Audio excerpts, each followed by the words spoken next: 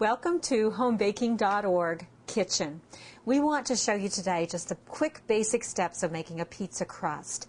This basic dough can be used for focaccia or many other flatbreads, but we'll call it pizza crust today. Every pizza crust starts with basic flour, water, yeast, salt, and if you want, it can have a little touch of sugar. Today we have in the bowl already half whole wheat flour, half all-purpose unbleached. And we're going to go ahead and stir it together with 1 teaspoon of sugar and a teaspoon of salt. Now the recipes for this are on our website, homebaking.org, and you can certainly go online to get all the details.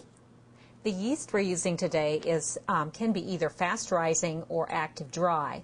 Fast rising, we would just throw it in with part of the flour and the other dry ingredients and add the liquids. If you're using the active dry, you're going to make sure the water is right about 80 to 90 degrees up to 105, and mix in the water and let it dissolve or proof. And once it's proofed, after about 5 minutes, it looks like this.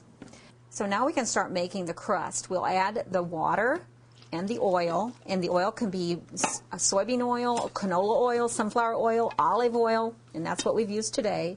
And you go ahead and add in the proofed active dry yeast. We're going to stir this all together, and we know that we're going to have to add some more flour to knead, but what we don't know yet is just exactly how much. When you have a cup and a quarter of water, you're going to use up to 3 to 3.5 cups of flour. So we'll stir this really well, and already you're starting to develop the gluten or the stretchy part of the dough. And then we'll go ahead and add, this is our 3rd cup of flour.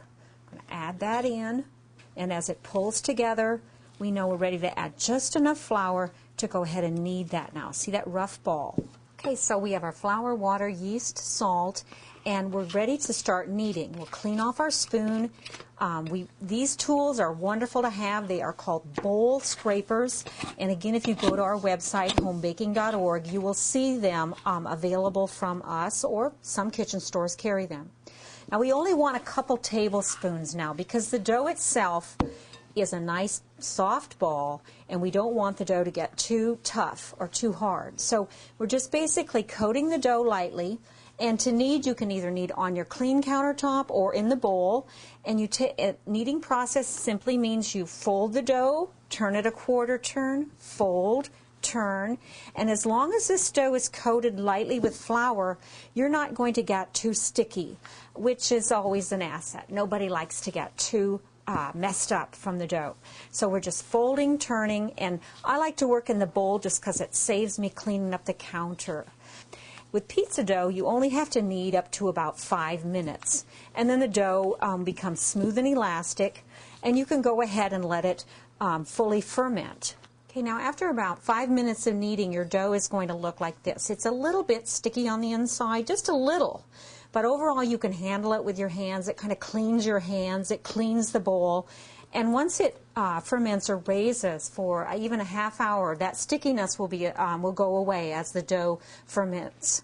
Now with this relaxed piece of dough, you can start shaping your crust, either in maybe a skillet that you have and like to cook with, or you can use the traditional pizza pans, or you can even use a cookie sheet. So you do not have to run out and buy a lot of expensive gear.